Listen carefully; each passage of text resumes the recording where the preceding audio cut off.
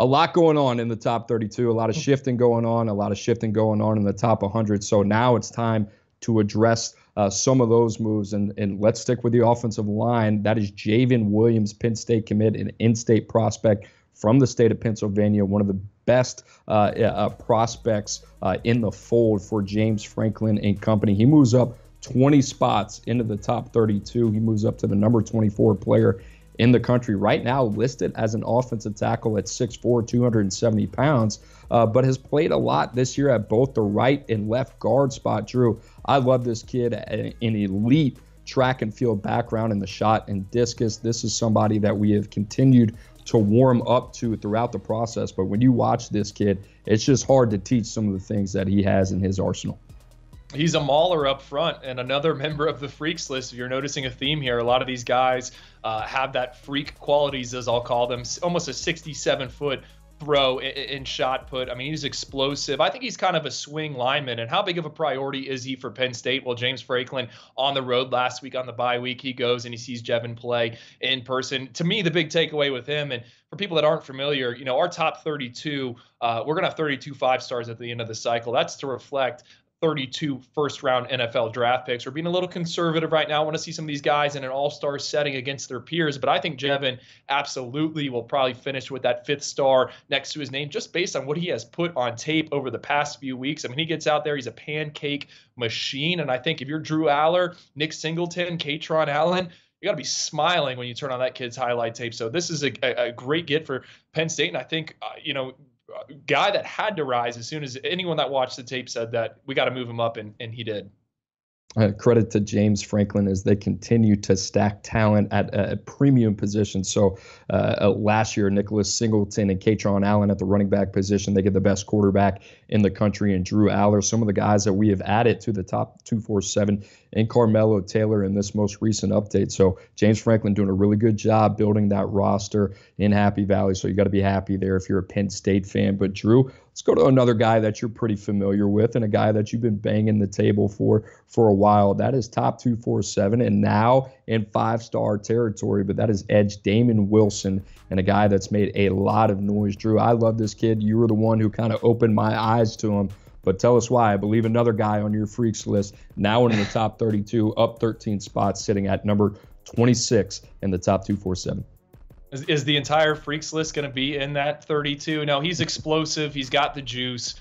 He can bend. He's got some ankle flexion. You're seeing it in these clips. I think a lot of people don't realize how important ankle flexion is, the ability to dip and get low around a would-be blocker. Damon is one of the best in the class, and I think he's really progressed and elevated his game from his junior season into that spring game, and then here as a senior. Now his season has been derailed a little bit by Hurricane Ian. I think Venice is going to play here, I think next week or the following week, but he's had a ton of pressure. He looked the part against IMG Academy. I know, Cooper, me and you did a deep breakdown on that game. He got Francis Mauigoa a few different times. And I'm going to give you some juice after dark here, or juice after my juice segment. I think Georgia is in a very good spot for Damon Wilson right now. He was just there in Athens on his official visit, talking to one source kind of with knowledge of the situation. Bulldogs feeling good there. I think Ohio State's another one you got to watch, but would not be surprised if Damon Wilson ended up wearing that, red and black at some point down the line.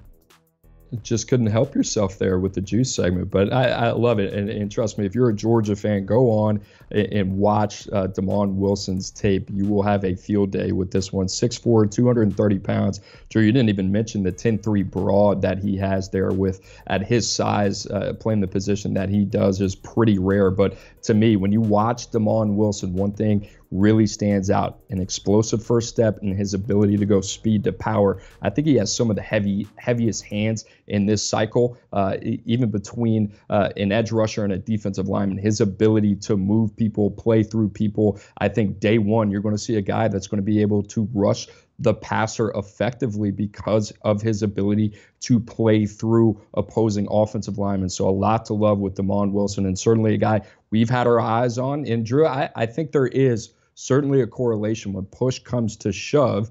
You mentioned, and we kind of laugh about it, but this freaks list, a lot of these guys within the top 32 who are trending in the right direction, when they have these physical traits, it makes them more difficult to shy away from, and you feel a lot more comfortable slotting these guys within that first round range.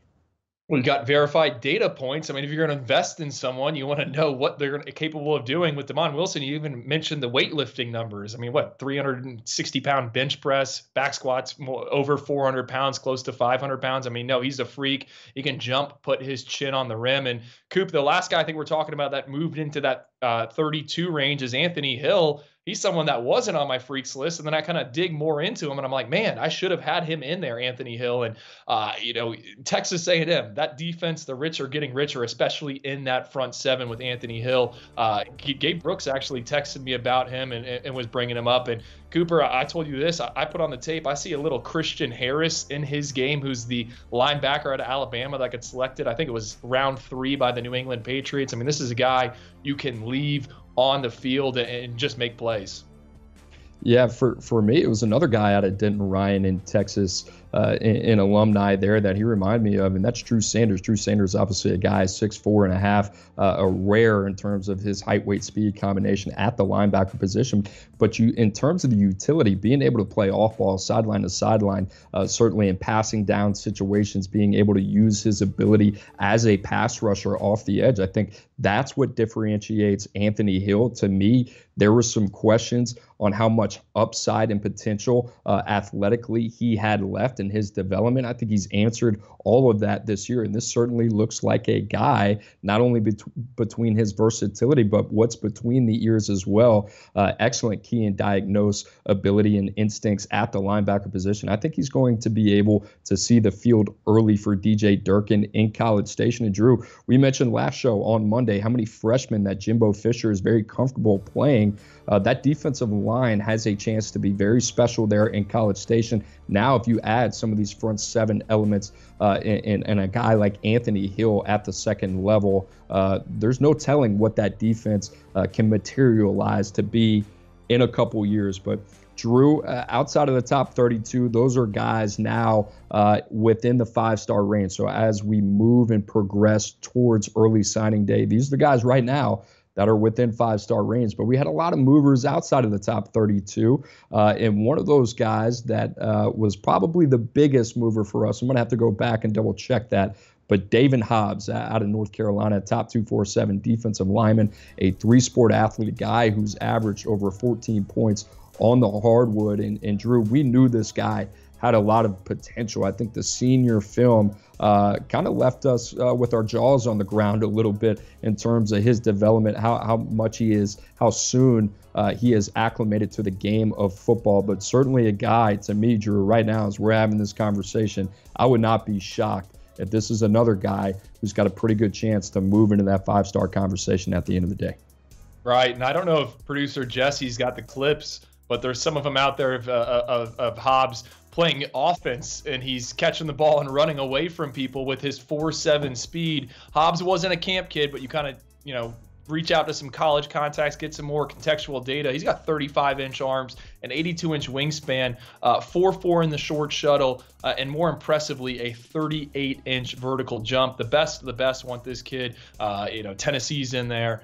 Alabama's in there. Georgia's in there. I think Georgia might be pushing the hardest. He was recently at Michigan, Ohio State also for visits. So not only is he someone that has a chance to finish inside that 32, I think he's going to be a big talking point for us over the next few months leading up to the early signing period. And I think for our good friend Steve Wiltfong, the director of recruiting at 24/7 Sports, where does he end up? Because he might be someone that could see the field as a freshman and by year 2 is an impact starter wherever he lands.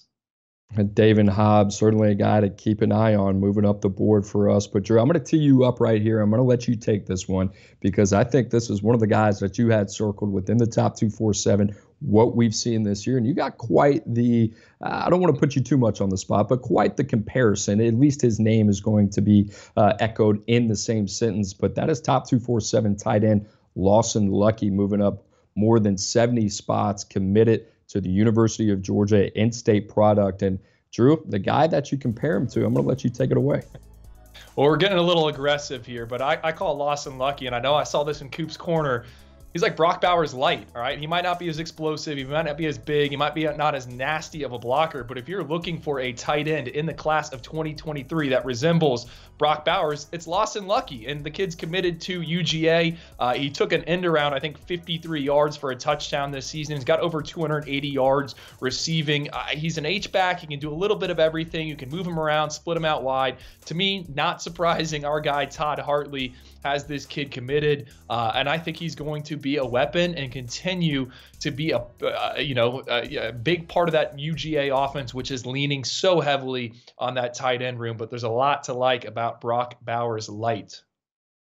I wrote last week in Coop's Corner, if you're trying to justify his value through the stat sheet, then you're making a mistake. This is a guy, I think his value is in his utility, the same way it is with Brock Bowers. Yeah, Brock Bowers is one of the better pass catchers in the country, if not the best pass catcher in the country at the tight end position. But you kind of have a little bit of a tweener frame. But when you have a tight end like that, that can attach, detach, be another guy that you have to account for in the passing game, that makes it extremely difficult to defend, especially when you're talking about a Todd Monken offense that is extremely balanced offensively. So I love this get for Georgia. I love this get for tight ends coach Todd Hartley, who continues to do an excellent job there. That's not even mentioning Pierce Sperlin. The Dogs are still after one of the best tight ends in the country in Deuce Robinson as well out of Pinnacle in Arizona. So Lawson Lucky certainly going to be a positive asset for the Georgia Bulldogs. But Drew, we're going to end this with another H-back type, and this is Kenyan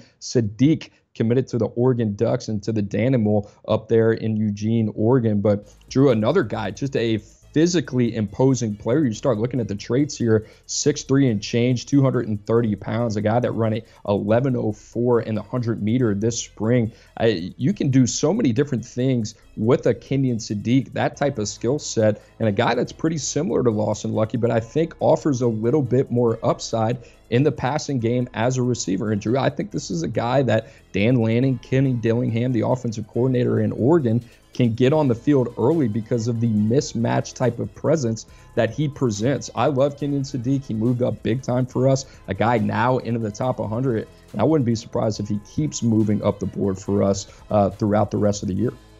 Coop, absolutely, I agree. I think this is a modern spread attack type of tight end, a guy you can put in the slot, a guy you can motion around, get him into mismatches. And I got to give a shout out here to Tracking Football, those guys.